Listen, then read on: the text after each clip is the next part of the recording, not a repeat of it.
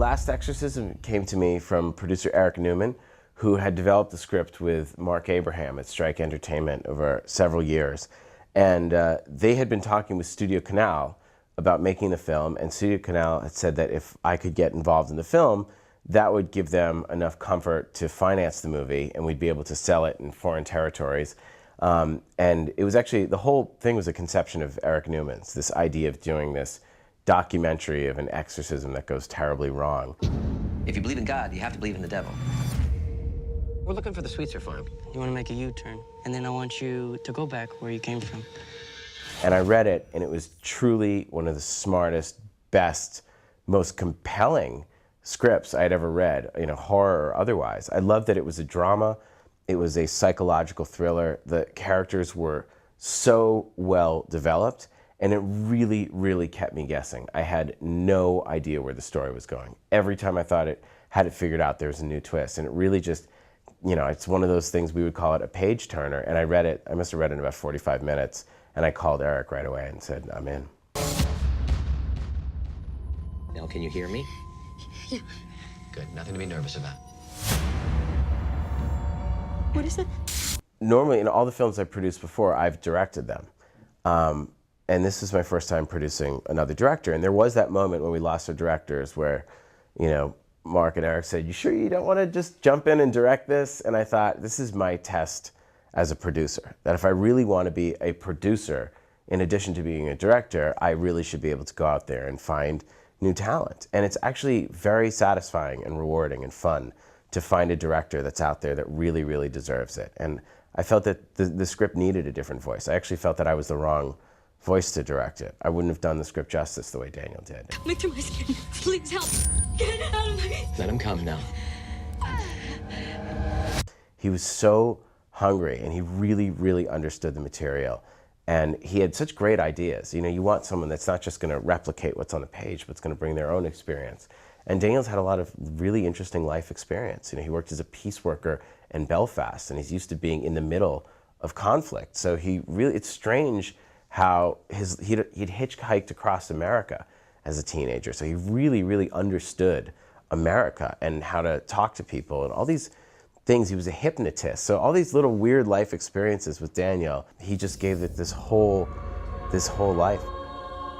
Exorcism is alive and well.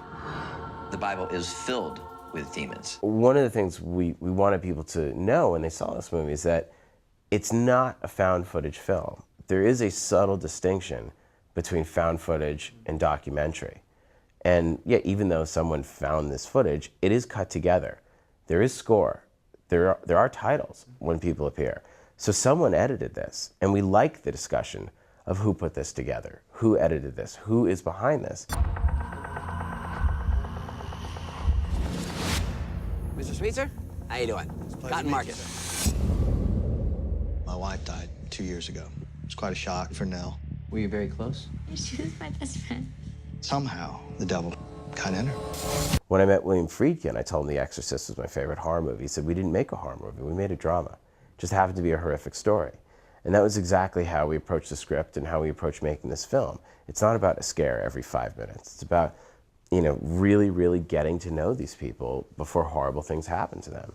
And that's something that I've always tried to infuse in my films, in Cabin Fever and both Hostel films. You know, you actually almost bore the audience a bit. We have to engage them, but they start to first get frustrated, and then what happens is they think, okay, if we're 30, 35, 40 minutes into the movie and the director has not scared me yet, then they must really have something up their sleeve for the last 15 minutes of this movie, and they start to dread what's coming next. And it actually starts to build up tension by not scaring them. And you know, I think that Daniel did such a great job of getting people so involved that by the end of the film, when people are, you know, getting chopped up and decapitated and burned, people get very upset because they're very invested in these characters and emotionally attached to them. Please, go! One of the things that really impressed me about Necessary Death was how stellar the performances are. I mean, there's not a weak one in the cast. Everyone is so good, and they're all basically unknown actors, or some of them first-time actors. And you think, and how did he get such good performances out of these people? And he said that when he's shooting that docu-format, he will do 30 or 40 takes, and just wear the actors down. But he really, really knew where he could go with them and would do 4 takes or 40 takes, you know, whatever it was, until he got that moment he was looking for. No! Where's Nell? In the fire. When I watch the movie now, you can't imagine anyone else in these roles.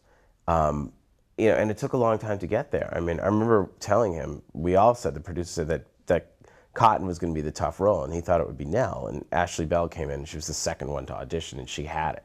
There's no one else. You can stop looking right there.